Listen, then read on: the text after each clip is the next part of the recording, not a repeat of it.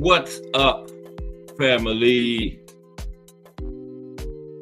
It's Cast Sports again.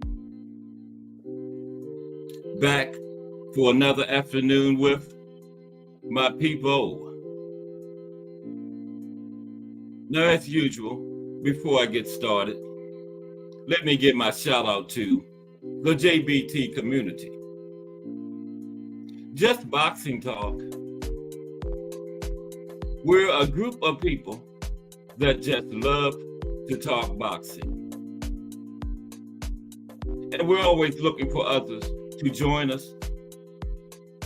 And you don't have to have a podcast, a channel, or anything like that. The only requirement is you just have to love to talk boxing. That's all. Welcome to another afternoon of Cast Sports, the History Channel. This is the Friday afternoon edition. How is everyone doing this Friday afternoon? Once again, we'll pull right up on another weekend. Tim Layton, hashtag JBT in the building. Salute Tim Layton. How are you today, bro? Did you enjoy those fights last night? As usual, we had our questionable judging. But overall, good card. Full of some top-ranked young stars. And we're going to talk about it. But how are you, Tim? Always good to see you, my brother. Tim Layton, JBT member, big time supporter of the JBT. Salute to Tim Layton. In the building. Yeah, Mason did his thing, man. I gave him the performance of the night, of course. But yeah, just need to concentrate on keeping his hands up because, that opponent couldn't take advantage of him carrying that hand low. But, once the competition start picking up, if he keeps carrying that hand low, he'll get used to it and do it subconsciously. Not even realize he's doing it. And, a better competitor will take advantage of it and catch him with something. So that's all I saw. Other than that, Abdullah is straight, man. That was his second round stoppage. Great job.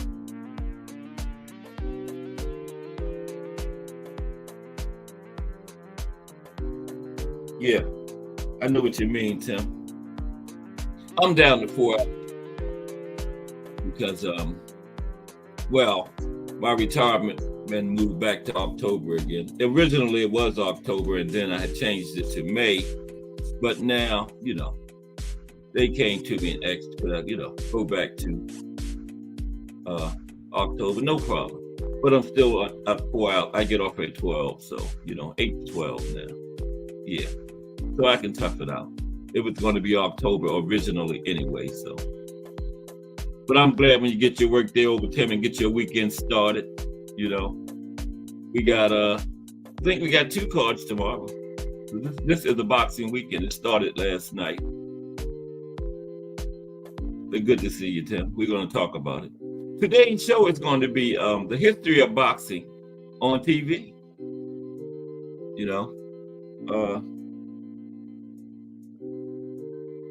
Yeah, he will get caught, Tim. He needs to concentrate on it now while he's fighting this type of competition he's fighting before he steps up. Because like I said, he'll start doing it, don't even realize he's doing it, He'll have him up and then automatically it'll drop. And somebody better, you're right, we'll catch him, Tim. So, but if we see it, I know his team sees it, and yeah, probably talking about that already, His dad, his manager, trainer, all that, yeah. So we'll see his next performance. Probably won't see that. Hopefully not anyway. But other than that, man, just a great performance. I can't find anything else. This kid just does everything right, man. Got the fundamentals down. vicious puncher. Long and lean, got that long reach, quick. Yeah, Abdullah could be the next big thing. Can't wait to see him again.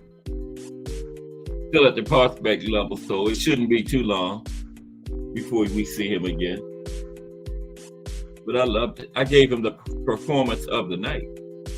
But yes, today is going to be the history of boxing on television.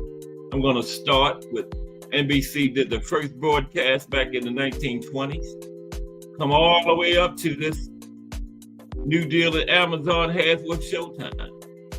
You know, so with NBC first broadcast in the 20s, all the way up to the latest new broadcast will be Amazon Prime and everything in between. Yep. We're going to talk about it today. And there's BN Boxing News in the building. Salute BN Boxing News. Just talking with Tim about the fights last night. Young Abdullah Mason. I gave him the performance of the night. Keyshawn wasn't bad either. You know, Keyshawn wasn't bad. He did what he was supposed to do with who he was in there with. But he was impressive doing it, I must admit. He was impressive. Getting the job done. Called out Teofimo. I don't know what to say about that. I thought Ortiz pulled it out, but you know. I would have rather seen, if you wasn't going to give it to Ortiz, I would have rather seen a draw because Ortiz left enough room in there because he should have known that if he didn't do it convincingly, if they had any way possible that they would give it to Teofimo, you know, because he brings more prestige and money and everything to the championship, being champion. Teofimo does more so than Jermaine, so yeah. Jermaine left him enough room to give it to Teofimo, and that's what they did. I'm not surprised. You know how boxing is nowadays. It's all about that dollar. You know? And you know, they would much rather have Teofimo champion than Jermaine. You know, Jermaine is low key. Teofimo is always in the news, saying and doing outlandish things. That's what they want. So yeah, Jermaine left him the opening, and he didn't get it. But a good card overall, though. Some good young stars. Then the other fight, Martinez and was it Solomon? I thought that was a robbery too, because I did the judges scoring show last week, and you know the things I went over that they go by, man. I don't know what these judges were judging by, you know, the defense and the ring generalship and the effective aggression. Solomon had all that, you know, but they still didn't give it to him. And one judge had 117-111 for Martinez. That's 9 rounds to 3. Now, I arguably had Solomon throwing his shutout. You know, I gave Martinez 1 round at the most. Okay, I even went back and watched it. So, you know, one judge gave Martinez 9 rounds. You know how you go back and watch it, trying to find rounds to give a fighter. So I went back and watched it, trying to find rounds to get Martinez. I could still only come up with 4. You know, anybody that even thought Martinez won still had to give Solomon more than 3 rounds. Man, I don't know what that judge was doing. 117-111, 9 rounds to 3. No way. You know, boxing is what? I don't know, man. It's crazy. That's what it is, man. Yeah. But you can expect that. It's happening at least once on every card now that somebody gets robbed. And that guy, Tim Cheatham was refereeing, you know. Just look at his name. Tim Will Cheatham. Yeah. I don't know which judge had the, but I don't know if Tim even judged that fight, but he did the Teofimo and Jermaine Ortiz fight. Yeah. That was ridiculous, that 9-3 score. I had a draw or easy. Well, I had Jermaine Ortiz. I wouldn't have been mad with a draw, but Teo winning, no. You see him bust out crying after the fight because he was surprised. He just knew he had lost that belt, you know. And then ring generalship is the fighter that imposes his style on the fight, and the style of that fight was fought doubles the style Ortiz wanted the fight to be. Every second of every round was fought in the style that Ortiz wanted to fight. So he should have won ring generalship. You know, he should have had that stolen. I don't know how T.O. got it. I just don't understand. But he got it. So what's next for T.O.? Now, a lot of people saying that Tank, Shakur, and Devin will definitely beat him. But I'm not saying that because his next fight, the T.O. to beat Josh Taylor Loma might show up. That T.O. shows up, I put him in the fight with any of those three. Okay? It's from fight to fight, it's just what T.O. shows up. Okay? As a matter of fact, if the T.O. that beat Loma and Josh Taylor shows up, I got that T.O. beating Devin or Shakur. You know? But, you know, it's just, I don't know. Then he's talking to the crowd about make this guy fight, and that's ridiculous. That's ridiculous. Yeah. But yeah, we had it was a nice card overall. But you know, we come to expect these type of things when we have boxing now. You know, there's going to be at least one robbery because they always have the fighter that they prefer to win, and if the fighter they don't prefer to win does pull it out, he's got to do it convincingly. And like I said, Jermaine left enough room for him to do what they did. You know, he didn't take his foot off the gas, and he was in shape.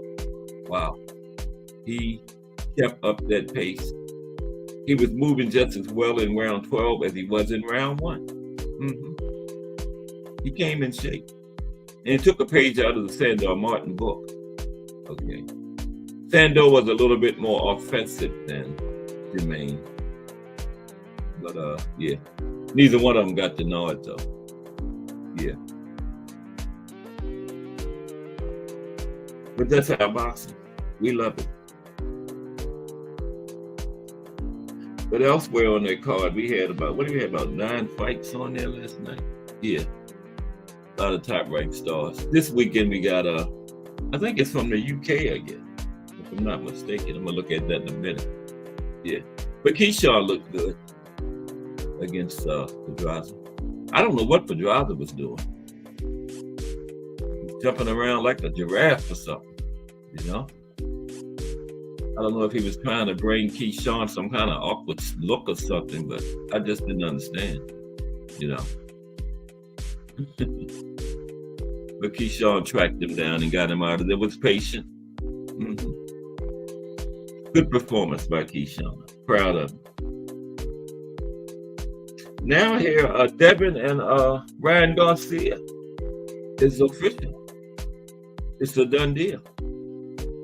They got Devin in that one. He'll come out there and move and stay outside and pick Ryan apart for 12 rounds. Ryan probably try that little raggedy shoulder roll, and when he throw that little raggedy shoulder roll and put himself out of position, he'll turn his back on Devin. You know, that's Ryan's defense. Turn your back. But it was boxing, Thursday night boxing. Card tomorrow, Saturday. And then next week, we got Pro Box on Wednesday, and we got a fight on Friday, Oshaki. And we got more boxing Saturday. So 2024 is shaping up good, just like 2023 did us. And like I always say, still don't have the face of boxing yet on the schedule, boots, the goats. So when they fit them in there, 2024 is shaping up pretty good, pretty good. But we probably won't see Keyshawn until 3 more next. Keyshawn always calls out somebody, but he never fights the person he calls out. I would like to see Keyshawn and Frank Martin, because I know we're not getting Keyshawn and Lenny Cruz yet. I see that fight in 2025 or early 2026, because The suits know if they have it now, they're leaving a lot of millions of dollars on the table, tens of millions of dollars. And they're going to milk it for what it's worth. I'm not saying I agree with it, but that's just how they're going to do it. Because they have the history. They can start from the poor Andy Cruz wins in the amateurs, the I'm your daddy remark, you know, and build that fight. But it's not going to be now. I got late 2025 at the earliest, and probably early 2026 before we see that one. They're just going to try to keep both of them undefeated and let it build. Yep. The Unboxing News says Theo got a gift last night. I agree. Yes, he did. That's why he cried. He just knew it was going to be in the news. And when they said, and still he burst out crying. He burst out crying. Like, thank you, judges.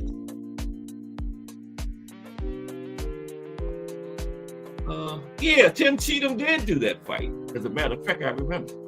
He was like, thank you, Tim Cheatham. Because Tim will cheat him. What a name for a boxing judge. Cheatham. Man, he should go by another name when he's judging fights. Tim Cheatham.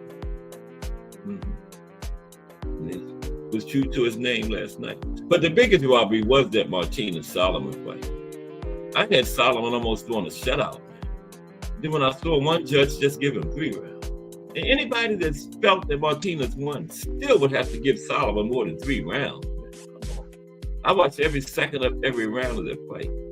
And again, the ring generalship, the defense, the effective aggression. I went over that last week in the show. That's what judges judge by. And Solomon checked the book on all of those, man. Effective aggression. He won that every second of every round because Martinez was aggressive in spurts. And every time he tried to get aggressive, Solomon had an answer for it. In the defense, Solomon was using his aggression and counters as his defense, you know, backing Martinez up. And ring generalship, Solomon set the pace, the tone, the style of the fight. I just don't know how they gave it to Martinez. I had it, it was 10 rounds. I had it 8 for Solomon, 1 round a draw and 1 round for Martinez. I gave the 5th round a draw and I gave Martinez, it was either 8 or 9. Yeah. I gave him that round because it looked like Solomon was taking a break, you know, setting himself up for the championship rounds. Around 8 or 9, he took a round off because he knew he was way ahead. He took that round off so he could finish the fight strong. Yeah. Then I gave that round to Martinez. 8 for Solomon, 1 for Martinez, and 1 round of draw. That's how I had it. But one judge actually gave Solomon 3 rounds. Unbelievable. And like I said, I watched the fight. You know how we do something. You go back and watch it. You hear the scores, and then you try to look for rounds to get this fight. Even looking for rounds to get Martinez, I could still only come up with 4. Okay. And he really didn't win those. I'm just trying to find rounds to give him to see how this judge came up with 9. And I still could only come up with 4, man. You know?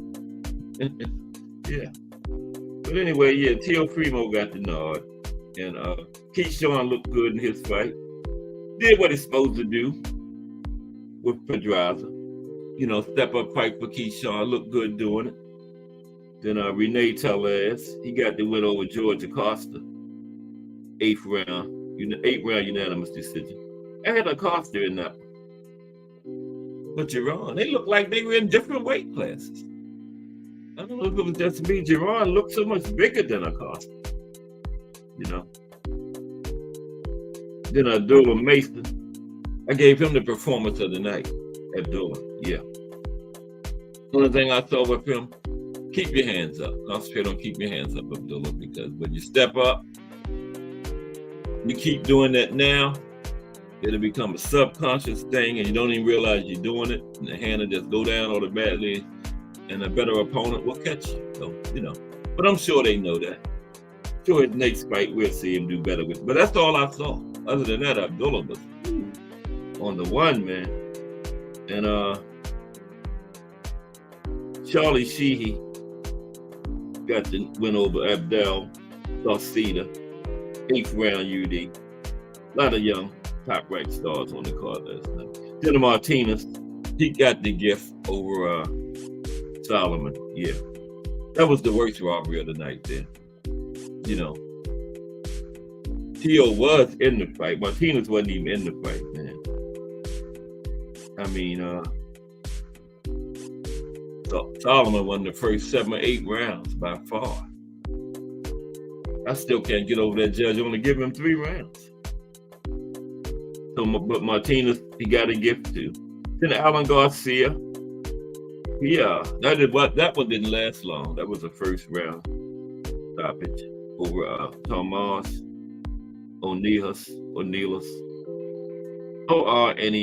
Y'all know how I'm with names. Y'all know who I'm talking about. Y'all seen the fights. Anyway, Alan Garcia stopped him in the first round. That didn't last long at all. Wow.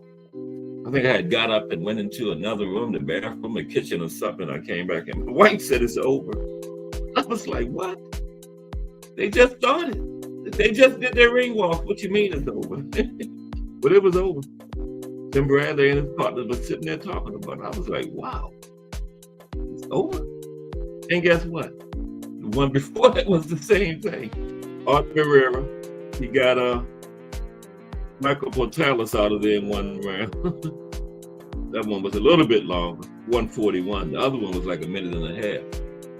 So we had 2 back-to-back first round stoppages. Okay. Well, it wasn't back-to-back. It was the one that was the 3rd round stoppage in between them. Ism Rowley stopped Antonio Zepeda. That went 3 rounds. We had those 3 fights, didn't last long. Okay. I think we got 2 cards this weekend, though. Thomas Hill, #JBT in the building. What's up, Mr. Mayor? That's the mayor of YouTube Boxing, Thomas Hill. How you like the fights last night, Thomas Hill? What did you think about that Martinez Solomon deal? I meant to text you last night, but I was so upset after that fight. I hate to see a guy get robbed like that.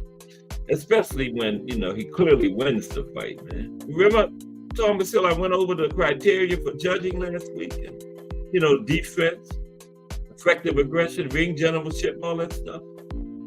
So Sauceda checked the box on all of those. Easily over this guy, man. The Boxing Menu podcast in the building. Salute, bro. How are you today? Salute to the Boxing Menu podcast. Welcome to another episode of Cast Sports the History Channel. We're going to talk about the history of boxing on TV today. Like I was telling Tim and me in Boxing News, all the way from when NBC did the first telecast in the 20s, all the way up to this new Amazon Prime deal with Showtime and everything in between. We're going to cover all that. Okay? And it's today. By the way, today would have been my father's 95th birthday. Happy birthday, Dad. And guess what he's doing? He's up in heaven right now watching Cast Sports, the History Channel. Well, happy heavenly birthday, Dad. Okay. Now, back to the show. Yeah. I think we got 2 cards tomorrow, though. Check real quick before we get started. Well, how is everybody doing this afternoon? Thomas Hill says T.O. based on the judging criteria for scoring matches without T.O. I got who out of the way. Scoring matches without question,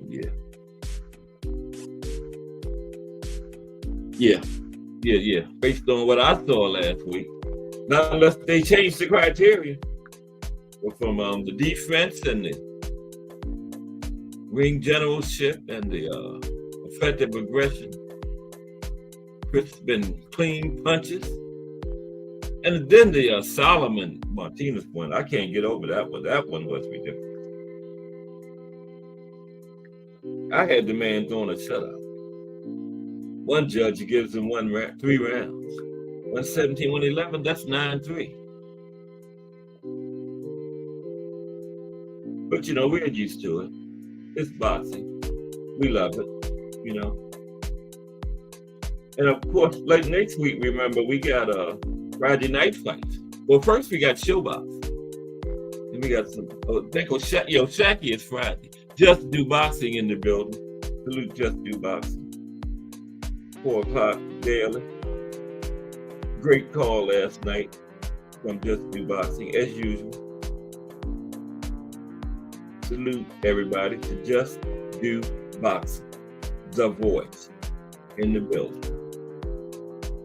Yeah, I believe we got 2 cards tomorrow. I'm trying to check real quick. And we're going to talk about the history of boxing on TV today. Yeah, we got a fight coming from the UK. ESPN Plus. And, that's a big card. No, we got 1 card. No, we got 2 cards. We got 1 coming from London. And then we got 1 coming from, well, both of them are from England. 1 from Newcastle, England, 1 from London. Okay, so it's going to be a big boxing weekend. Wow. Let's see real quick what's on the London card, because a lot of these UK fighters are, you know. The headliner is Hassan Shiraz against Liam Williams. Okay, middleweights, 12 rounds. That's for the Commonwealth title. Anthony Yard on the card. Okay, haven't seen Anthony in a while. Light heavyweights, Marco Nikolic. Sam Noakes versus Louis Sylvester. Lightweights, Masood Abdullah, Oasis. Ashfaq, welterweights. I guess that's his name. Carl Latama. Then the other card is Liam Dillon versus Reese Bellotti. That's the headliner. Featherweights. For the British and Commonwealth titles. Shannon Ryan, okay. Amendola. Women's fight. For Dolan's Commonwealth title. Weight title. Cameron Brown on the card. Yeah. Heard of Cameron. Macy Rose, Jasmina. Couple women's fights on there. And John Hedges versus Erdogan Padrija. And February 15th. Wait a minute. That's on a Thursday, isn't it? The 15th. So we got Thursday fights. Ooh, man, this is boxing. I'm loving life. So we got a Thursday card and a Friday card next week. Okay. Aunt McQueen in the building. Salute to Aunt McQueen. Attentive Aunt McQueen in the building. So we got Pro Box on Wednesday. Then we got a Thursday card. Then we got a Friday card. Then we got a Saturday card next week. Wow, We're going to be busy. JoJo headlining the Thursday card. JoJo Diaz against Jesus Perez. 140. Richard Sandoval. Eric Tudor. Jorge Chavez. Then we got Oshaki on Friday. Friday is the 16th, right? Yeah. Making sure I get this right. Oh, but I don't see anything on Saturday. Today is the 9th, right? So that makes Friday the 16th. Okay, so we got Thursday and Friday. No Saturday. So Shaki is going up against Abraham Nova. Should be a good scrap. For Shaki's 130. What is that? Junior lightweight, WBC. All those belts are split up in 4 different hands. Andre Cortez, Adrian Curiel. Okay, Adrian back in action. Yeah, good, no fight Saturday. Okay, but we got 3 days, a triple hitter next week. Pro Box Wednesday, Thursday, and Friday. Okay. Yeah, that's right, Thomas Hill. The ubiquitous and loquacious.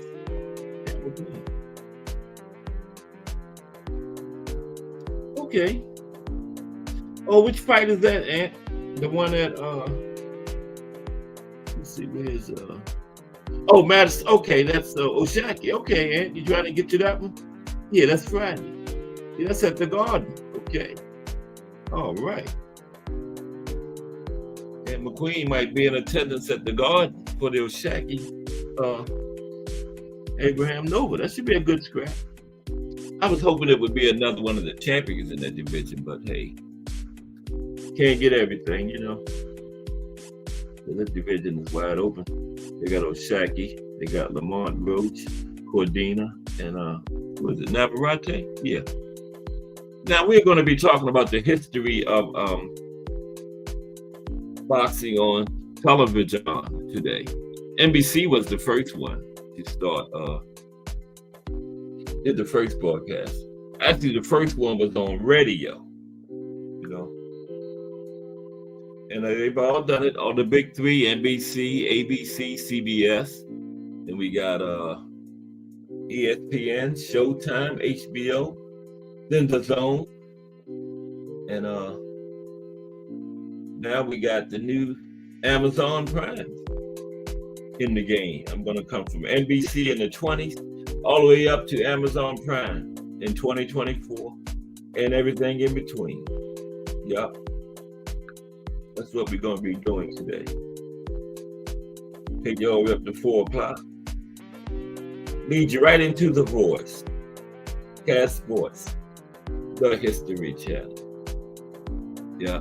But yeah, man, that Martina Solomon performance really upset me. I had Solomon almost throwing a shutout. I had it 8 rounds for Solomon, 1 for Martinez, and 1 a draw. And I went back and tried to find rounds. You know how we go back and you know, try to find rounds to give the guys if the judges had it so wide. They only gave Solomon 3. One judge gave it 3. And then looking at rounds, trying to get Martinez rounds, I could still only come up with 4 for him. I don't know where this judge got 9 from. And I did the show last week on the scoring, remember? The effective aggression, the defense, the ring generalship, the crisp, clean punches. Solomon checked the box on all of them, man. You know? But hey, that's our sport. We love it. Remo, hashtag JBT, hashtag Let's Talk Fashion. That's Remo. What's up, Remo? You take care of my people, man. You know, giving their raises and stuff. You know what I'm talking about. But salute to Remo. Hashtag JBT, hashtag Let's Talk Fashion. Okay, let's get into this boxing on TV. Remo know what I'm talking about.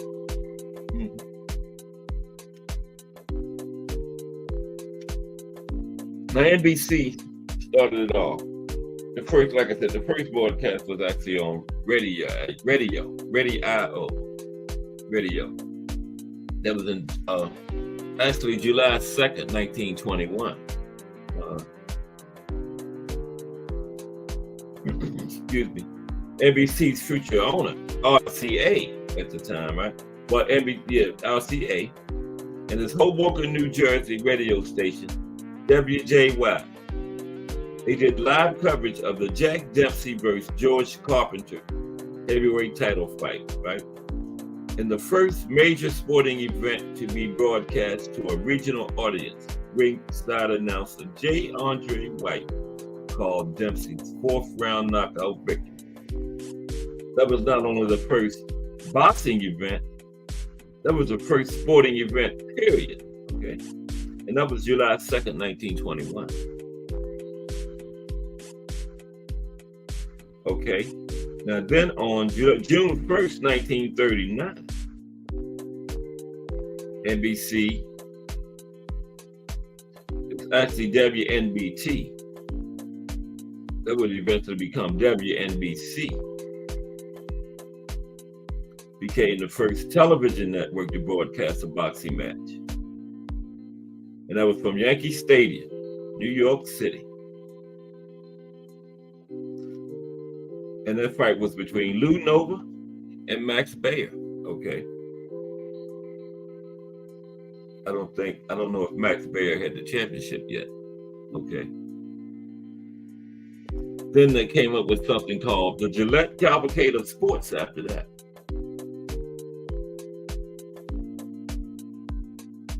Now, the earliest of NBC's boxing telecasts could be traced back to 1944.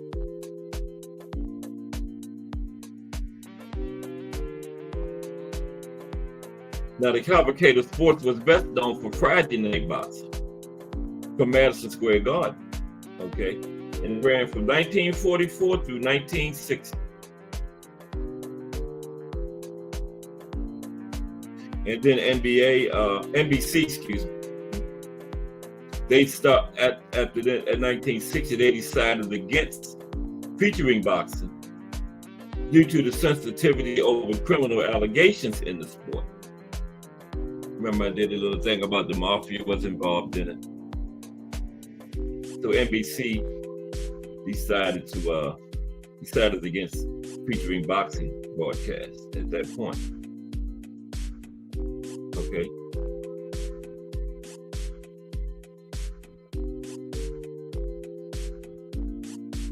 Okay, I lost my space.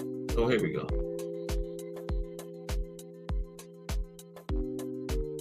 Now, the Cavalcade of Sports closed up on June 24th, 1960, after a 14-year run. That marked the longest continuous run of any boxing program in television history. Now, in the premiere episode of Cavalcade of Sports on September 29th, 1944, they showed a 15-round fight between Willie Pep and Chalky Wright. On June 19th, 1946, at Yankee Stadium, Joe Louis defeated Billy Conn. That was the first ever World Heavyweight Championship fight telecast. 146,000 people watched that broadcast on TV. 146,000. By the way, Joe Louis, a year later,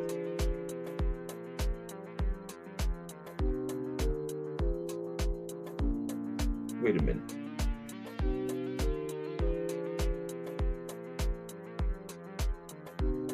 Okay, on February 14th, 1951, Sugar Ray Robinson defeated Jake LaMotta in 13 rounds for the world middleweight title on the Cavalcade of Sports.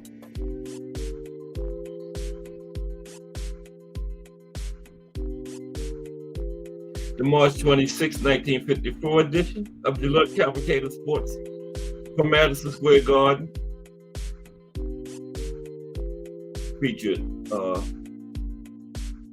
the first color transmission of a sporting event, okay? That was in 1954. First time a sporting event was transmitted in color. And that's not just boxing.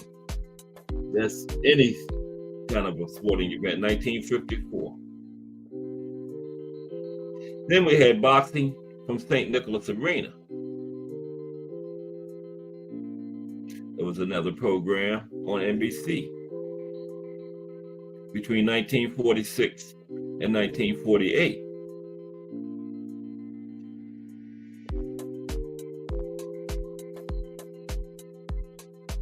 Then on July 14th, 1979, NBC returned Sports World. It was an 8-round exhibition between the Denver Broncos, Lyle Alzado, and Muhammad Ali. I remember that. That was in 1979. Now in 1982, Michael Weitzman became the executive producer of NBC Sports. Okay. That was when they started showing the 3-minute clock on the screen. Okay. So you could keep track of the rounds. 1982. NBC started showing the 3-minute clock. May 20th, 1985.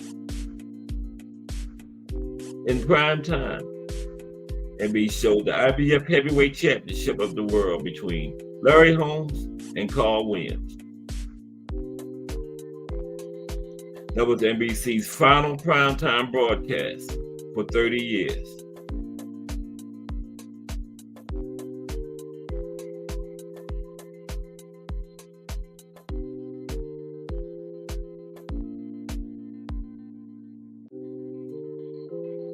Then beginning in the 2000s, came up with NBCSN's Fight Night.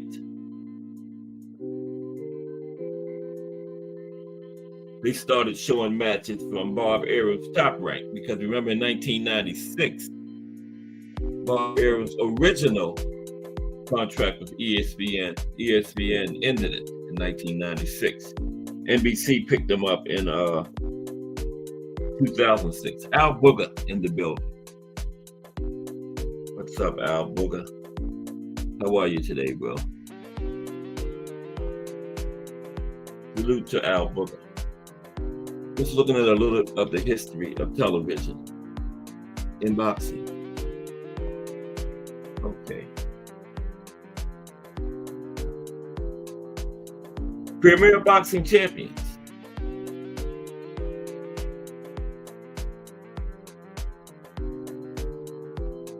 January 2015, NBC announced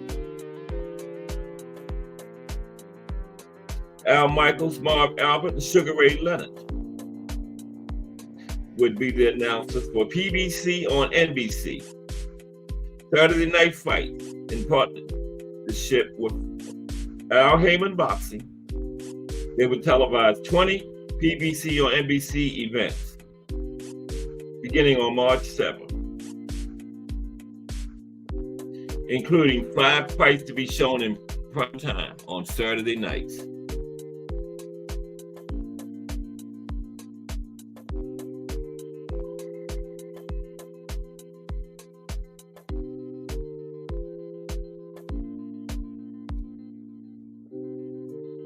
Okay. Now let's go to ABC. NBC was the first network to show boxing back in the 1920s.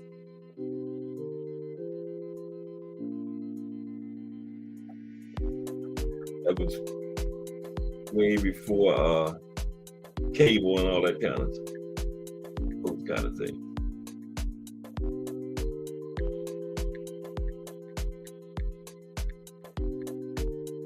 How's everybody doing this Friday afternoon? Ready for the weekend?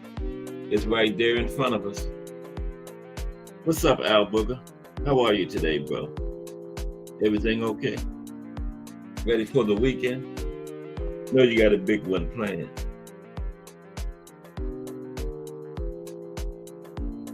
Now, boxing on ABC refers to a series of boxing events that have been televised on the American Broadcasting Company. Now, many of these events were aired under the Wide World of Sports banner, which began on April 11th, 1964. Muhammad Ali, then known as Cassius Clay, defeated champion Sonny Liston in the 7th round. ABC's final boxing card occurred on June 17th, 2000. You have Wide World of Sports, the thrill of victory, and the agony of defeat. The agony of defeat was this guy skiing down this slope, and then he crashed. And he flipped and flopped and flopped and flipped all the way down the slope. And I did hear that he only came out of that with a broken leg, but that was historic. Google that and look at that.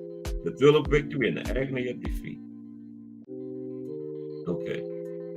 Tomorrow's Boxing Champions, 1949-1950. Now, the first incarnation of boxing telecast on ABC was Tomorrow's Boxing Champions, which aired on Tuesday nights, okay, beginning in January 1949, Tuesday nights.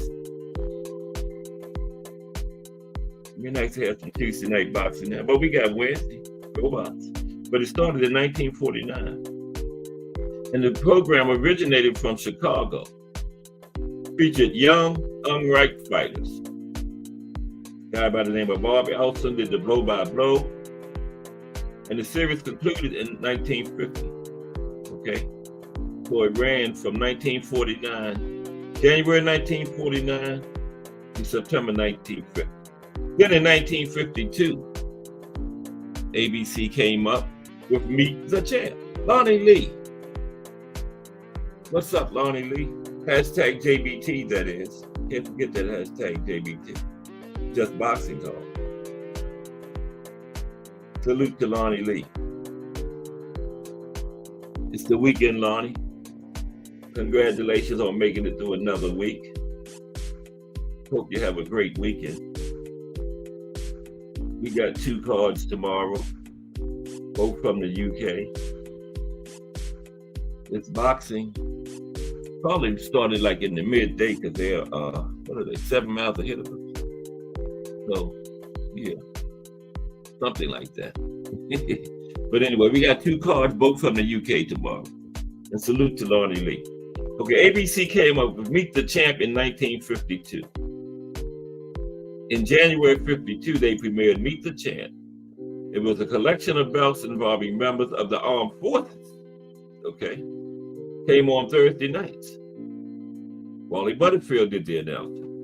Okay, in 1953, ABC began televising Saturday Night Fights. Okay, and remember, Ray Arcel, he was also a trainer. Okay, he began promoting fights on ABC in 1953. Now, shortly after arranging the fight for ABC, Arcel ran afoul of organized crime. Now, the matches on ABC competed with other network television fights run by the International Boxing Club, IBC. They were reputed to have underworld ties. Okay, so Ray Arcel and ABC were competing with them. IBC was already airing fights, and when ABC came up with their Saturday Night Fights, IBC and the organized crime didn't like that. Okay, guy by the name of Bill Stern did the Blow by Blow. Okay, and in 1953, Motor City Boxing.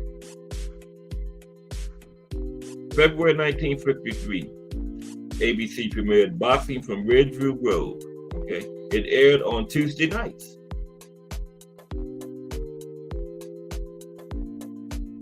And then in March 53, they came up with Motor City Boxing from Detroit, the Motor City.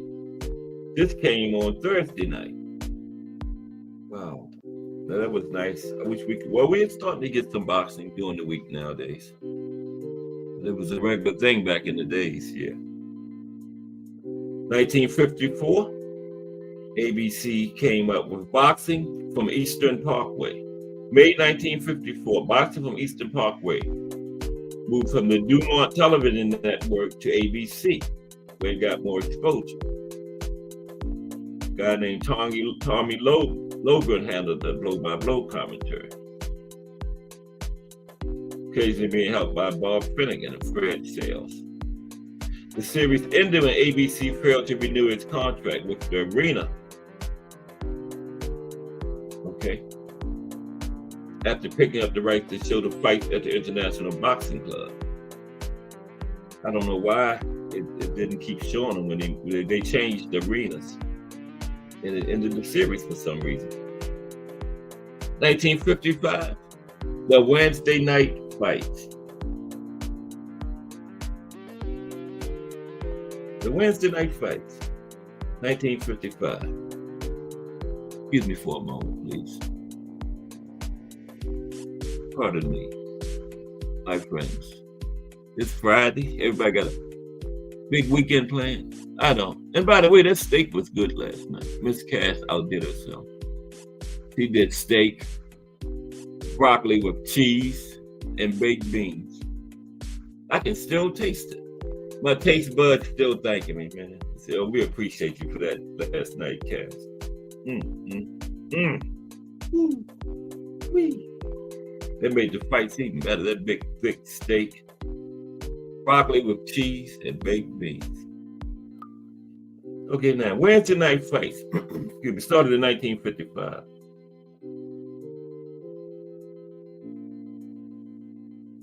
Now, this used to be called Pass Blue Ribbon Fights, and it was on CBS. After CBS canceled it, ABC picked it up and renamed it the Wednesday Night Fights. Of course, aired on Wednesdays, continued until 1960. Now, the announcers, Russ Hodges and Jack Dries, they transferred from CBS, moved over to ABC, and kept announcing it for the 5 years that it stayed on ABC. Okay. 1960 came up with ABC, Fight of the Week. Okay. Oh no, ain't no leftovers, Al Booger. I'm getting ready to eat the plate. So you would know what no food left. You know. If I could have, lucky it wasn't no paper plate, I would have probably ate that. You know. That steak was so good, that plate had some flavor on it. If it was a paper plate, I would have ate that too. But no, Al Booger, wasn't no leftovers, bro. I'm sorry. Next time. I got you next time. Mike Masick in the building. Salute Mike Masick. We're looking at television, the history of boxing on television today. Okay. Mike Masick in the building. Salute. Good to see you, Mike. On a Friday afternoon. How was everybody's Friday anyway? Going good? Just spend this 2 hours with me and just hope it leads into your weekend, make it a little bit better, you know? Especially make mine better to be here with y'all. Every day. Every day.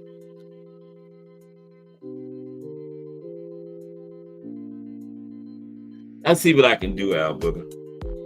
I'll see what I can do. But it was so good. If I had put some on the side, I probably would have went back and ate it. Yeah. Miss Cass made 2 big steaks, and I ate mine and half of hers. He talking about she saving for later. Okay, I creeped in there.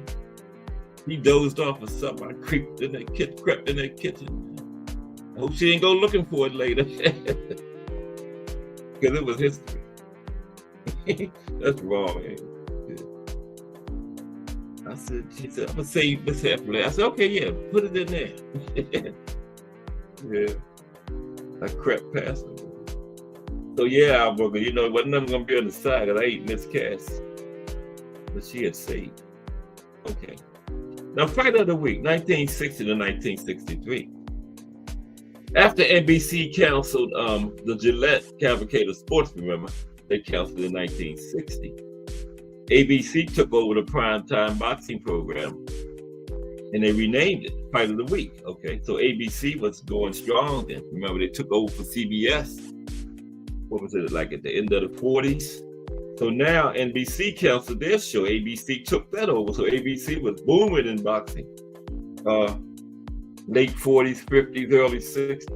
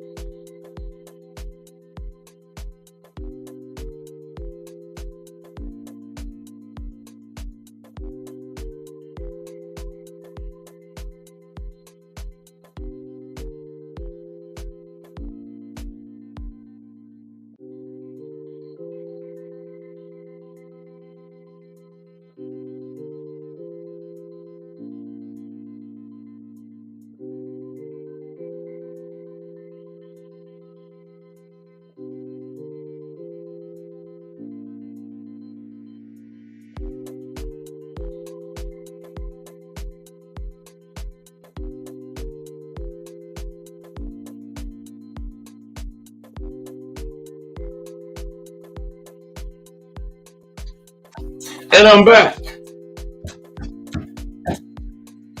Okay. Somebody give me a thumbs up, please.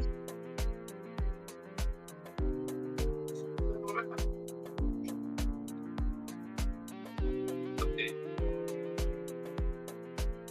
Okay. Can everybody hear me?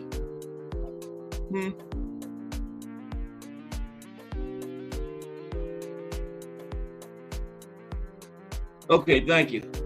Did I go out? Did I go out? I'm trying to look up. Okay. I think I went out. I went out here. Okay, thank you. I don't know.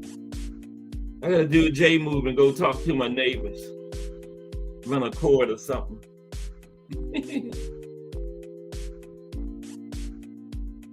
Okay. Oh, I did go out. Thank you. I'm back. Sorry about that. I gotta go talk to my neighbors about some Wi-Fi arrangement. Man, pay too much money for this kind of nonsense to be happening, man. Okay, fight of the week. We was talking about legendary commentator Don Dunphy. I was too young to remember him around that time, but I remember him like the early 70s. Okay. Now, this fight of the week ran through September 1963. Okay. Then from there, it was on Saturday, then it moved to Friday night. And it continued until ABC finally canceled primetime boxing in 1964, permanently. In the 18 years of regularly scheduled primetime boxing on U.S. broadcast television. One reason was because occurred on Fight of the Week, March 24th, 1962, when Emil Griffith defeated Benny the Kid Curran. I told you what happened the other day with that, okay? Curran was carried from the ring unconscious and died several days later as a result of injuries that he sustained in the fight. That was a big reason why ABC stopped broadcasting boxing, okay? Remember I told y'all about that the other day, earlier this week? Freddie Perry died. Well, he died the next day, so ABC got out of sports.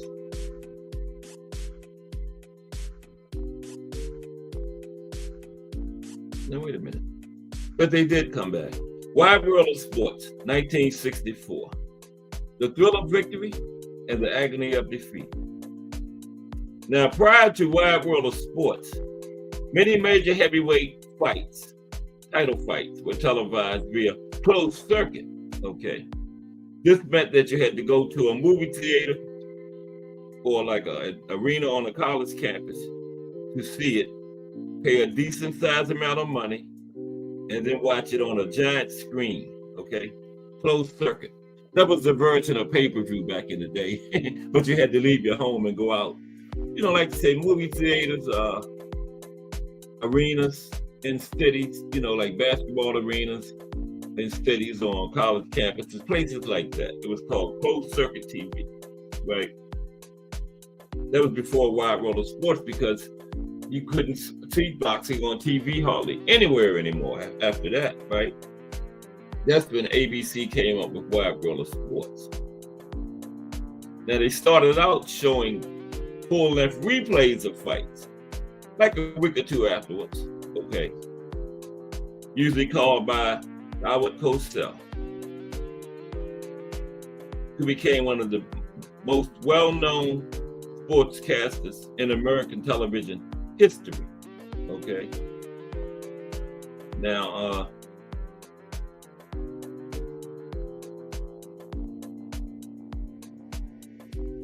we moved to the 70s, okay?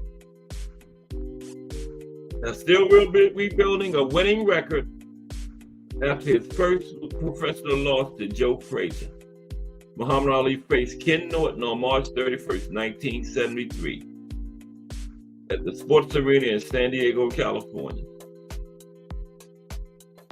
This fight was aired on free TV in the United States via ABC. Okay.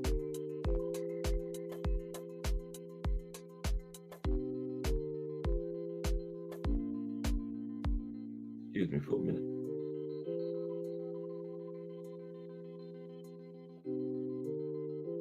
This thing is giving me some kind of message like it's the Rise Podcast in the building. Salute to the Rise Podcast. Our anchor leg, 9 p.m. weeknights. The leader of these fire JBT channels, the Rise Podcast, closes the door and turns out the lights for the day. 9 o'clock p.m. Salute to the Rise Podcast in the building. Okay. Now, in 1976, ABC made a deal with promoter Don King and the Ring magazine to stage a tournament to determine the best fighter from the United States in each weight division. Now, the tournament dubbed the United States Boxing Championship was scheduled to begin on January 16, 1977, with ABC agreeing to finance the tournament with an investment of between $1.5 and $2 million. However, it determined that King was essentially using the tournament to sign the best fighters to exclusive contracts. See, that wasn't supposed to happen. And to make matters worse, Ring magazine was falsifying records and inflating rankings as a means of getting a number of fighters into the tournament for Don King. Okay, so the Ring magazine and Don King was doing some shady stuff, man. They ruined the tournament.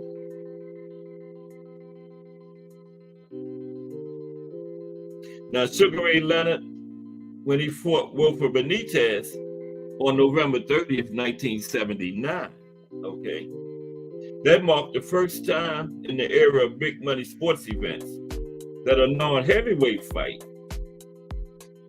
would be carried as the main event on primetime television. You know, all the way back in 1921, 1979 was the first time that a non-heavyweight fight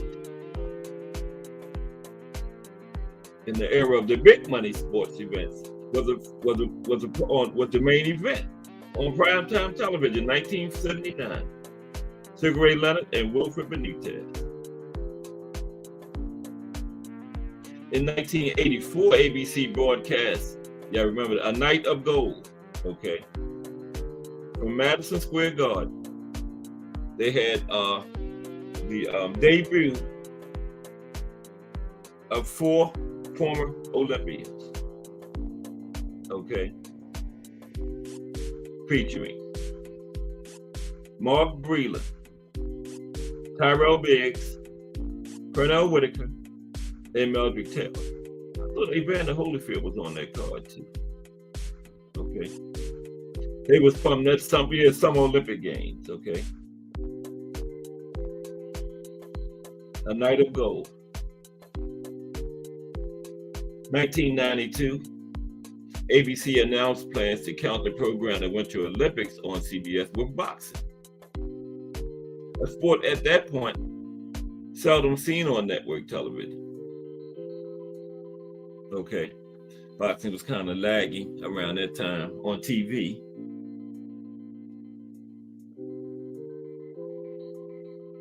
Now, this series was sponsored by Fruit of the Loom.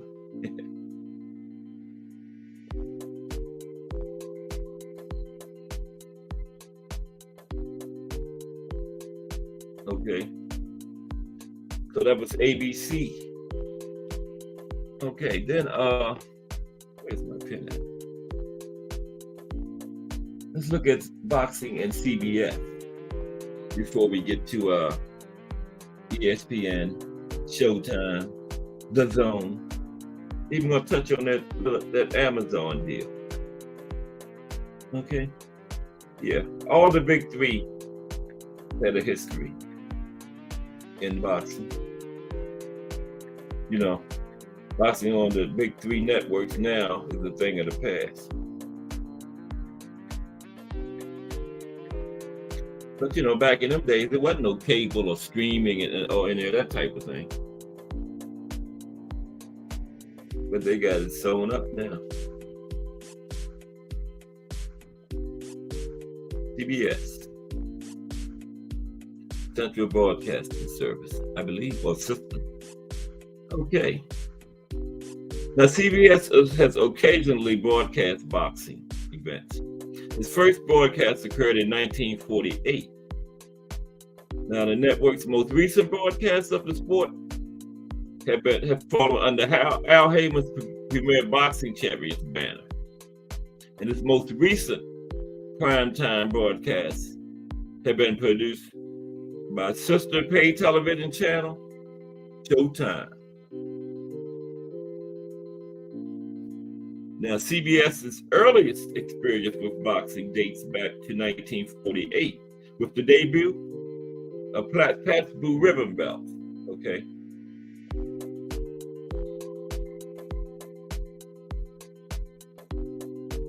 Now, after CBS lost the National Football Conference package to Fox following the 1993 season, in 1994, they had a new series of fights on Saturday or Sunday under the Eye on Sports banner. Okay. Tim Ryan and Gil Clancy did the blow-by-blow. Now, that was on a kind of regular basis until 1998. And by that time, they had the NFL back. So, you know, what you gonna do? NFL or boxing?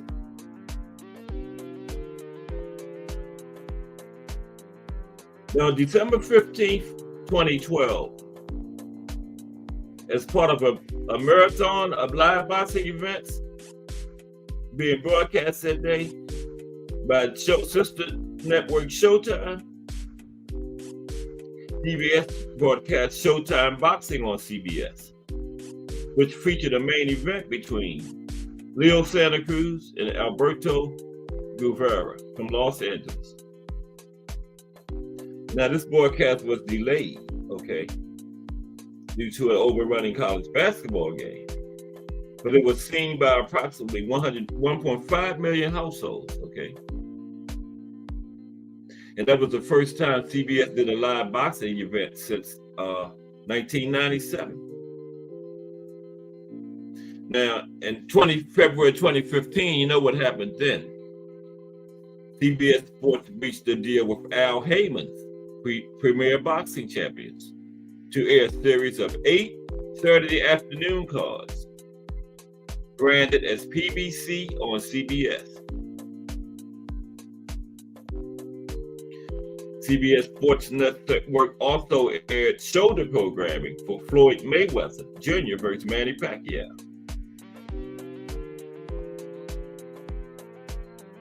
Now, in 2016, CBS began to pick up a large number of events from smaller promoters like Roy Jones Jr. and Pep Gomez. Okay. Now, on June 25th, 2016, as part of PBC, CBS broadcast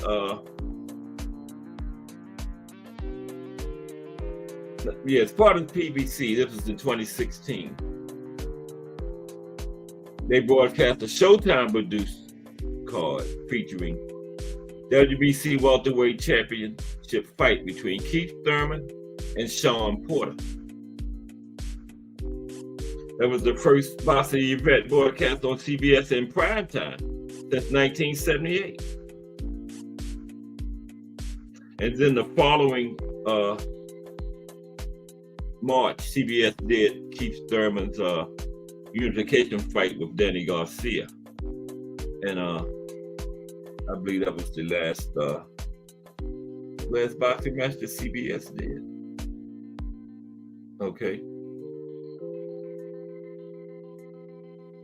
Now let's look at ESPN. when they became involved in boxing.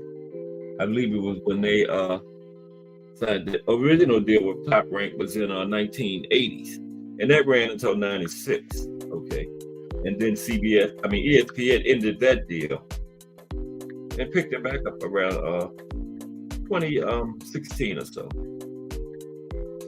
But we're gonna look at it. How's everybody this Friday? You ready?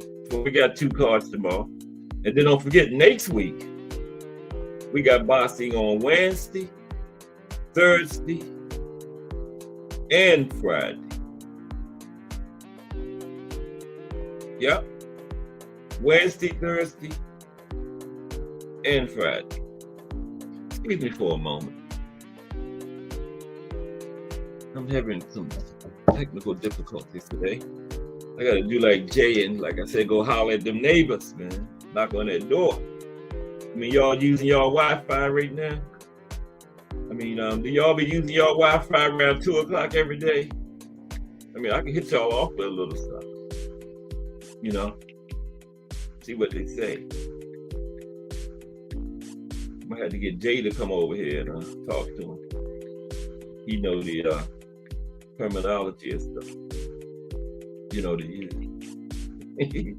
that's the second time that happened to me, that Wi-Fi that went out in the middle of our show. But I'm coming. Everything, it seems like it's picking back up now. Here we go. ESPN. History of boxing on ESPN. What does ESPN stand for anyway? Okay, now. ESPN has occasionally broadcast boxing events for the majority of their history, okay? They was part of several arrangements, including contracts with specific promoters such as Golden Boy Promotions, Premier Boxing Champions, and Top Rank, as well as Friday Night Fights. That was kind of like a semi-regular series that was broadcast by ESPN and ESPN2 from 1998 through 2015. That's when they had ended their arrangement with Top Rank, the first one.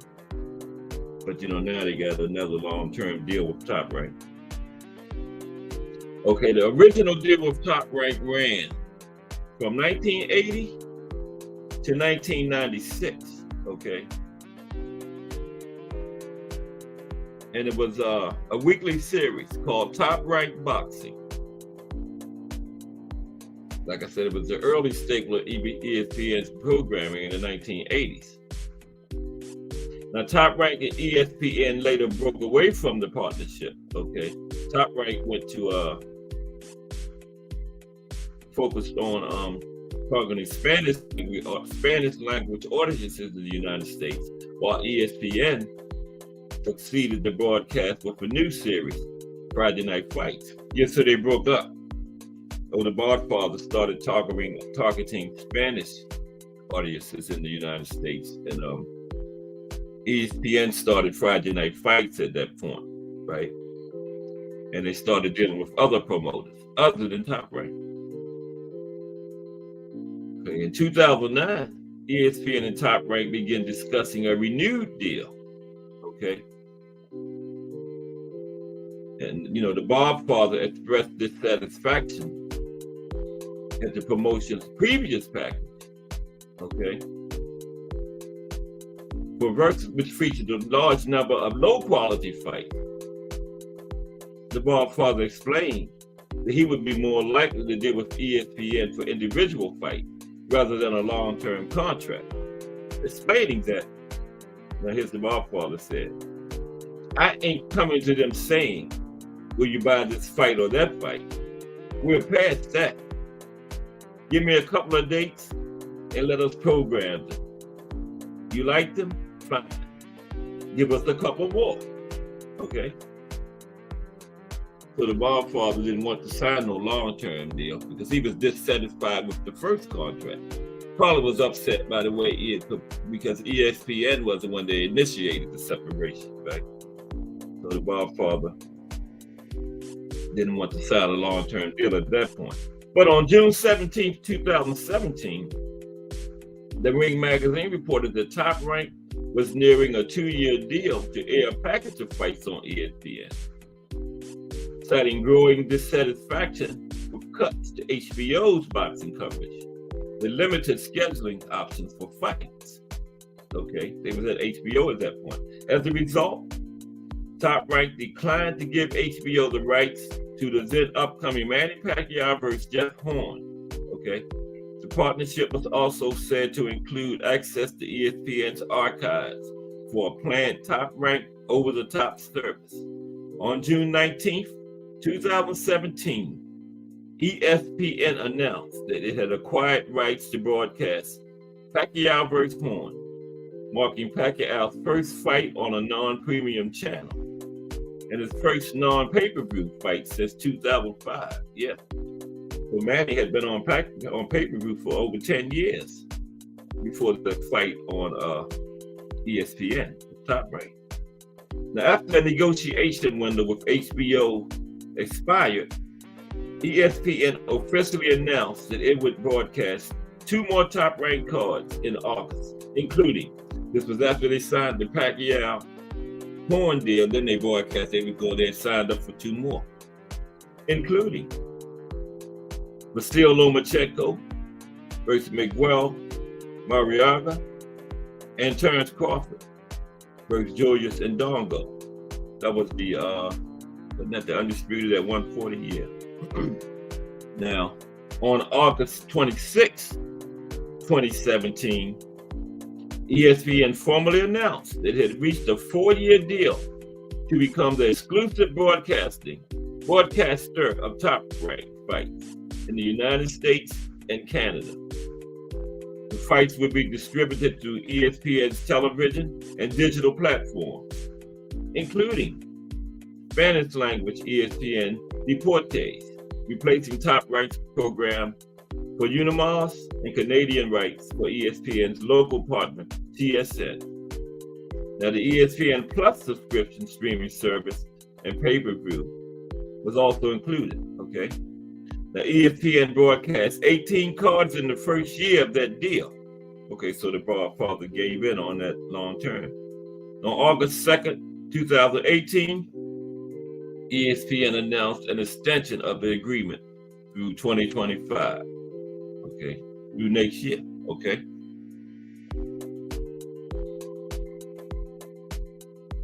Now, the deal would also call for Top Rank to acquire U.S. rights to 24 international cards per year for broadcast on ESPN Plus.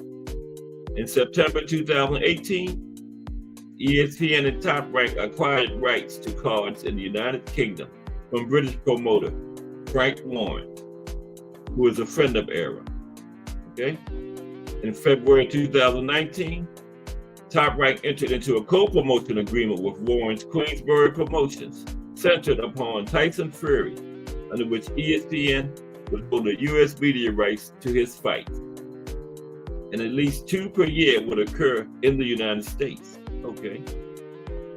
The deal was stated to have potential complications on prospects for a rematch against Deontay Wilder, whose last fight ended in a split draw, as Wilder is associated with Premier Boxing Champions, whose right holders include Fox Sports and Showtime, who produced the pay-per-view for Wilder and Fury's initial fight. Okay. Now, in April 2019, ESPN broadcast its first Top Rank pay-per-view featuring Terrence Crawford against Amir Khan for the WBO welterweight title. In December 2019, it was announced that a Wilder Fury rematch had been scheduled for February 2020, and that the pay-per-view would be a joint presentation of ESPN and Fox Sports. The broadcast was largely produced by ESPN staff, with Fox Sports personalities joining those of ESPN. Okay.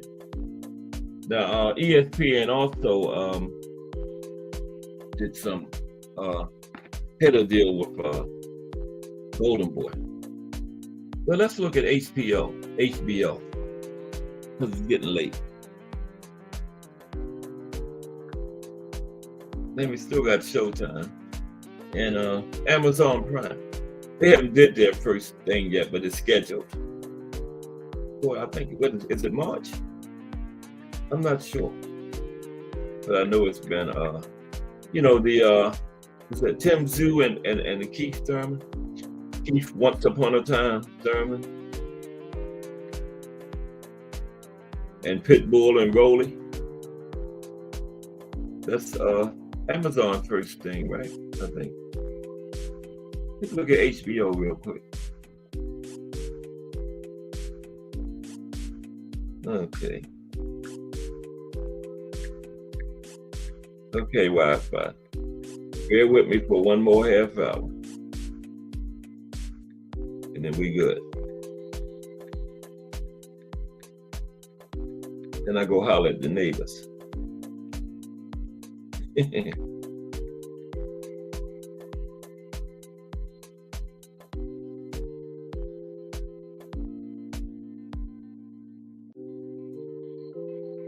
Okay, what are we talking about? HBO.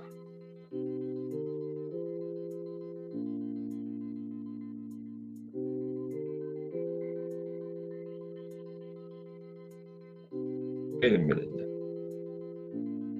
Something ain't right here. Try this one more time.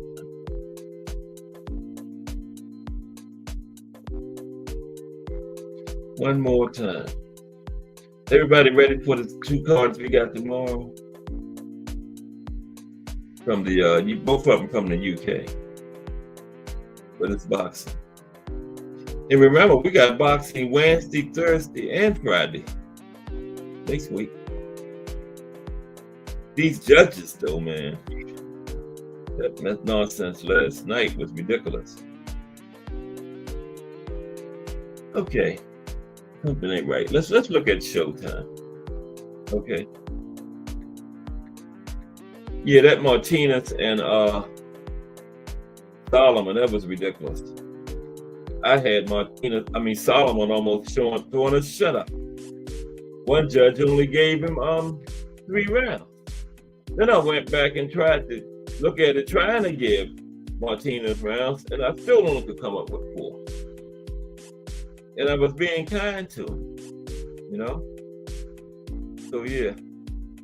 Then I thought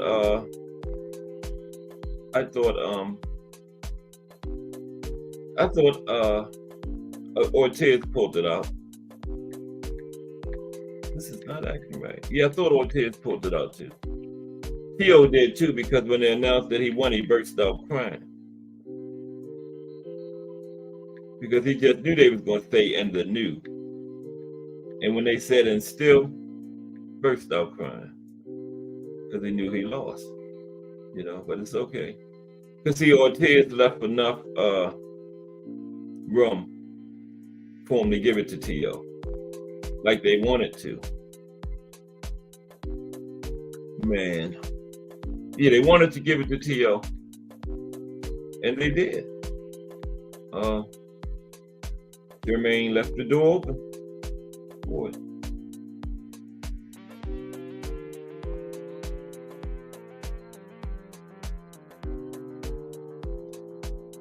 Oh, Lord.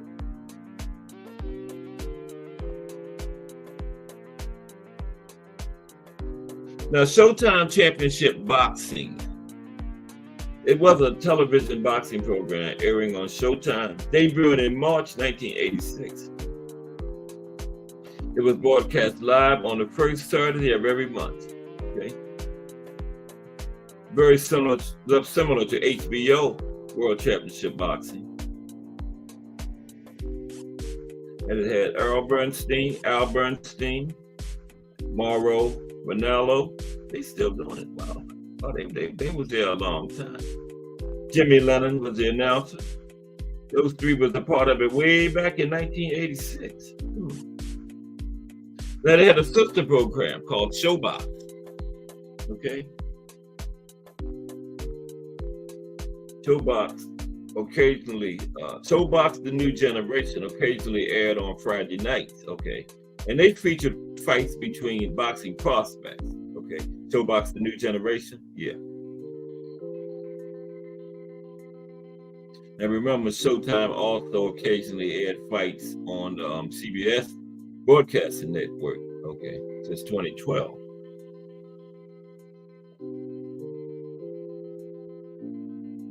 Okay.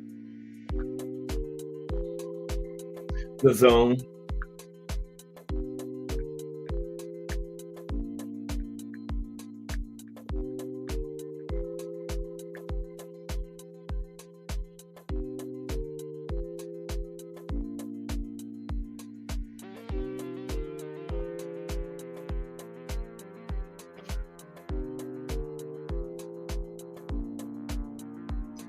Oh my.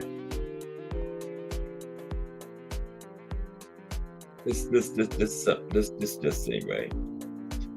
Okay. Of course, we got boxing on the Zone, Matchroom, Golden Boy. That's probably where those two cards tomorrow are going to show up at, on the Zone from the UK. Then we got the new thing, Amazon Prime. They have not had their first card yet. That's going to be in March, I believe. Okay. Amazon Prime Video Inc.'s PBC deal. Okay. Now, Amazon Prime Video and Premier Boxing Champions announced a multi-year rights agreement to bring top pay-per-view boxing events to U.S. viewers, okay? Now, launched in 2015, PBC features over 150 active fighters across various weight divisions, including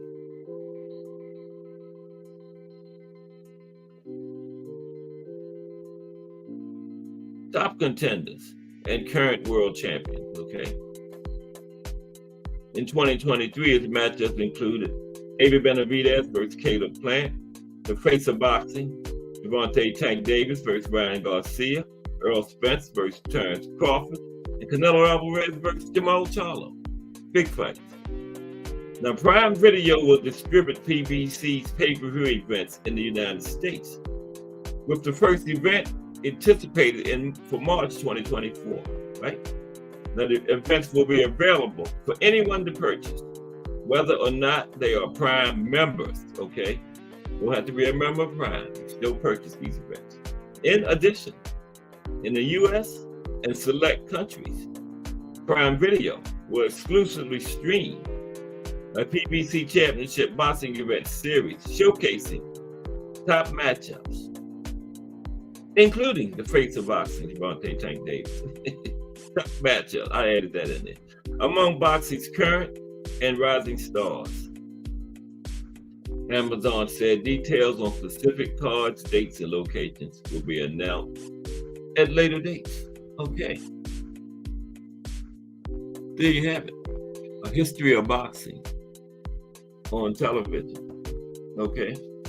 Now, next week, I am going to, the boxing golden era, especially for the heavyweight division, was in the 70s. So I'm going to look at some fights each day, just like we are right there, you know, the lead up to them, everything, the tail of the tape, press conferences, the fight, the aftermath. Each day a big fight from the 70s, like the fight of the century, the Thriller in Manila, George Foreman versus Joe Frazier, Larry Holmes and Ken Norton. Because the 70s was the golden era of heavyweights, man, you know? And somebody was telling me yesterday how Larry Holmes was so underrated. But look at the time he came along, man. He came along at the wrong time. He came along behind Muhammad Ali, Joe Frazier, all them guys I just named, George Foreman. And Joe Frazier is underrated too. he was a small heavyweight, and the only ones that beat Frazier was George Foreman and Muhammad Ali, wasn't it? I think, yeah. So that ain't nothing too shabby. Lose to them two guys. And Joe Frazier actually won the biggest fight of the trilogy. He won the first fight, the fight of the century. That's when all the attention was on it. You know, Muhammad Ali was the bad guy. Joe Frazier was the good guy. You know, had the Vietnam War going on and everybody was taking sides. You know, Bruce Gass was telling me that they was actually having riots right outside the arena. It was at Madison Square Garden. That people was outside that arena battling with baseball bats, sticks and stuff. That was a serious time. And that heavyweight fight was right in the middle of all that. You know? That was a serious time. So I'm going to go back and look at that era next week. Yeah. So don't miss that. That's going to be pretty good. Pretty good shows. I'm going to look at some fights just like we actually did. You know, like I said, I'm going to dive into the press conferences, the lead up to the fight, the talk from both camps, you know. Of course, look at the fight, what went down in the fight, and then the aftermath, where they went from there, and lead into the fight the next day. Try to connect all this together. It's going to be good. You know? And next week is going to be a big week for boxing fans. Because we got back-to-back days, Wednesday, Thursday, and Friday. Pro Box on Wednesday. We got a Thursday night card. Who is it? Jojo Diaz against, I forgot who was fighting. Friday is headlined by Oshaki and Abraham Nova. Yeah, the 70s was. Yeah, they are the greatest bunch to ever lace them up for the marquee division. The 70s. Those heavyweights in the 70s are so worthy of admiration that longtime fans don't hesitate to set the record straight. Any casual fan who showed disrespect, okay? Muhammad Ali was the recently returned ex-champion, out to reclaim his title he never lost in the ring. Yeah. You know, that fight of the century, Joe Frazier was called the champion, but Ali still felt he was the champion because he was never beaten, okay? He was stripped of his title. So, you know, going into that fight, he said he was the champion. And Frazier like, no, I was the champion, because Frazier, no matter what Ali thought, Frazier did earn that belt in the ring, okay? So, you know, something had to be given. And Ali was out to take his title back. You know? He lost, but he still emerged as a historic figure. And, you know, the way Ali is looked at today as this big-time, lovable, great person, he wasn't like that back around that time. Ali was a hated figure, man. Yeah, Ali was hated. That stance he took against the Vietnam War, being a Muslim, and his views on the black-white relations around that time, he was a hated figure, man. He ain't the Ali now that's loved, the greatest. Oh, no, he was way on the opposite end of the spectrum back then. Yeah. Yes, he was. He was hated, man. He had his fans, but more people just disliked Muhammad Ali. He was young, outspoken. He was saying type of things that black people with that status and wasn't to say back in them days. Well, people felt that they weren't supposed to say, you know. Even some black people, like, what's wrong with this crazy N-word? You know better than that, the way he talked. You know? You know, a lot of people, you know, like Malcolm X and Martin Luther King, the Kennedys, all of them got assassinated. A lot of people thought they were going to get Muhammad Ali because he was just on that level back then, man. Yeah. Okay. So that's the time I'm going to go back and touch on next week. Very sensitive time in our history. And boxing played a part of it. Muhammad Ali was also an activist, wasn't just a boxer. Okay. Legendary figure. Ended up being one of the most well-known athlete in the world. Okay. At the time of his death, he was not well-known, but one of the most well-known person in the world. What am I talking about? Athlete. Most well-known person. Okay. Muhammad Ali. So don't miss it next week. But today is Friday. No shows for me Saturday and Sunday. But we got the Rise podcast and the Hangout and Just Do Boxing on the weekends. Yep. Them 3 Friday shows. And we got them today, too. Coming up later. I know they're going to have some good stuff on the fights last night. And also coming up tomorrow. 2 cards. So boxing is coming on strong. And like I always say, what we don't even have on the schedule yet. The Face of Boxing ain't on there yet. He's going to be in the ring this year. Boots, the Growth. Oh, yeah. And I heard Devin Haney and Ryan Garcia is official. Oh, man. Yeah. Devin Haney and Ryan Garcia is, I think it's April the 20th, matter of fact. Yeah. Of course, I got Devin in that one. Yeah. Ryan, Devin will stay outside and box his ears off. Ryan will try that fake shoulder roll. And when Devin, when he throw that shoulder roll and put himself out of position, then Ryan, he'll turn his back on Devin. That's Ryan's main line of defense. Just turn your back. Bruce Gas, Boxing, Jazz, and more in the building. Salute. Bruce Gas.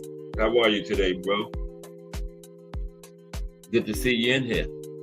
We looked at history of boxing on television today. Yeah. Started with NBC back in the 20s was the first one, and came all the way up to this new Amazon Prime deal coming up. That Tim Zoo keep Once Upon Thurman card. I think it's next month. Face of Boxing gonna be on there. Yeah. Got some big stuff coming. I guess Boots, right?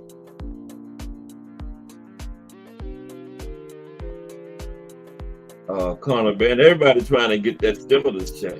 Conor Ben calling out the Face of Boxing. Everybody know you Face of Boxing, that brings cash. Like Eddie Hearn stood in the ring after Conor Ben's fight Saturday talking about he one of the big names at welterweight. Then the next week he calls out a lightweight. That's crazy, man.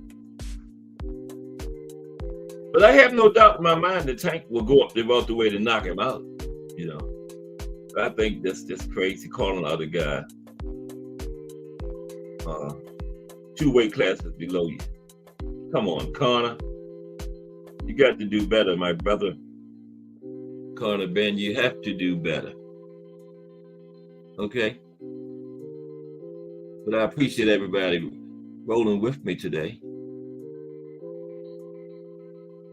Almost to the end of another Cast Sports successfully in the books. Hope everybody enjoyed it. I enjoyed it. All my people in the building supporting. This boxing is a beautiful thing, man. It's going to be really beautiful next week when we get them back-to-back days. Thomas Hill, I still haven't seen that pro box that was supposed to be on Wednesday. You told me about it. But it's all good. Yeah. But Jermaine got robbed last night. I thought he pulled it out. I would have been happy with a draw, But remember, they had Tim Cheatham judging. That's quite a name for a judge, isn't it? Tim Cheatham. Tim will cheat him. Tim Cheatham. It's beautiful up here in Baltimore, though, man. Wow, this weather is just off the chain. Supposed to be 60 degrees today, I believe. Yeah. Friday night, this time next week, we'll be getting ready for Shaqy and Abraham Nova Friday night fight. I think we got a couple of Friday night cards early this year. I sure believe we do. A couple of them. And I hope everybody have a good weekend. I'm going to be working on my 70s heavyweight fights for next week. Don't miss it. It'll be interesting. It's going to be just like we did, leading up to them in the fight, the aftermath, everything. Going into the training camps. That Ali Frazier, those, the lead up and all that was crazier than the fights. Frazier never got over the disrespect Ali gave him. Remember, Ali lit the torch for the Olympics in Atlanta? Joe Frazier said if he was there, he would push Ali in there, you know, where he liked the torch. And this was way back in 1990, over 20 years after their situation, their fights. Joe Frazier said he would push Ali inside where he was lighting the torch. He would push him in there where the torch is at and where the fire was at. Yeah. So all them times when they retired, we saw them together and all of that. That wasn't real. All right. Jory Faints in the building. What's up, Jory Faints? Welcome to Cast Sports, the History Channel. You came in at the end, but I hope you come back one day and check us out, you know. Go over everything boxing, you know. Not just the part we love the most when they get in the ring and mix it up. I go over everything to get you to that point, you know. Promoters, sanctioning bodies, referees, judges, trainers, different type of boxing styles, footwork, defense, different punches, you know, southpaw, orthodox, everything. But it's good to see you, Jory Faints. Salute. Always good to see somebody new coming in here. Just hope to see you back. Next week, I'm going to be talking about the heavyweights of the 70s. Looking into some of those historic fights. Stop by for that. That's going to be good.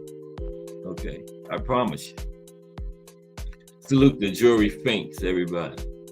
I like that name too. Jory Faints. 757 in the building. Salute. Winding down another Cast Sports going into the books. Appreciate everybody for rocking with my growing channel. I'm going to get there one day, you know. Just got to show patience. And with y'all help, you know. Can't forget everybody that comes in and supports me every day. I mean, every day. These same people.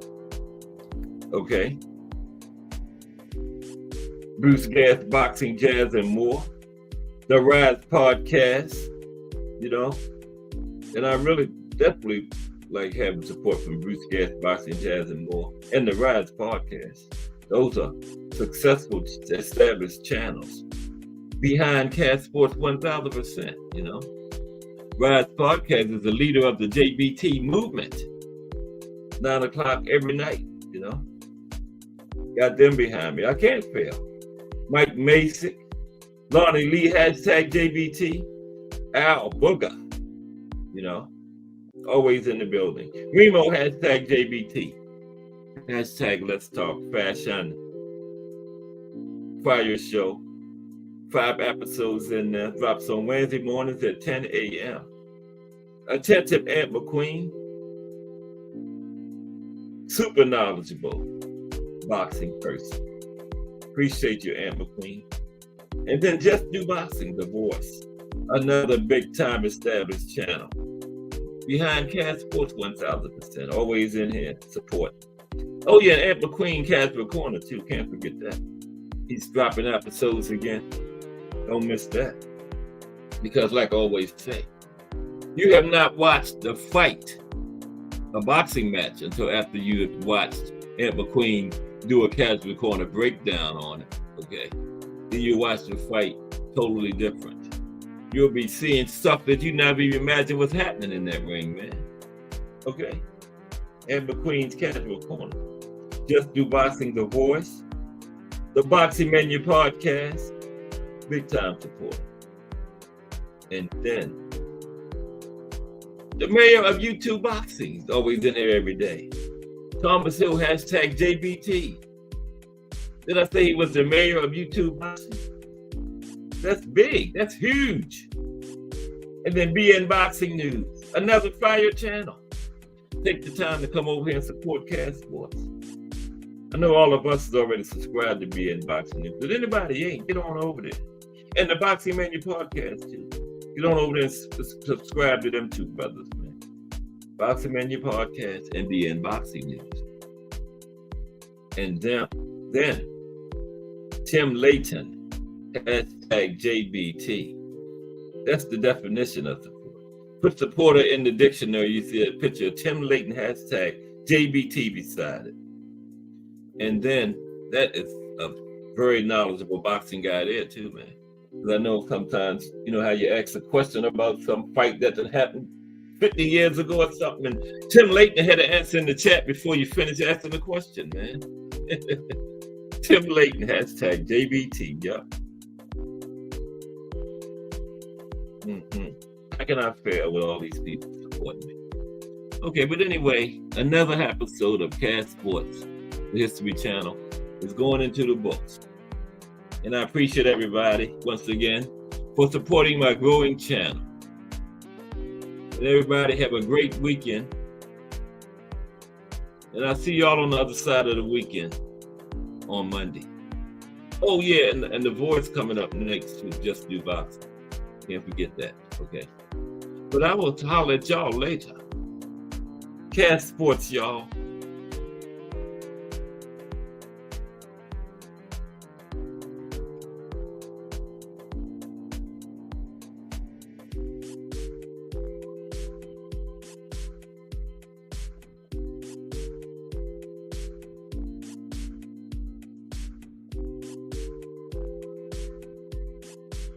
Oh, damn, I thought I was gone. Let me do it again. Cast Sports, y'all. See y'all Monday.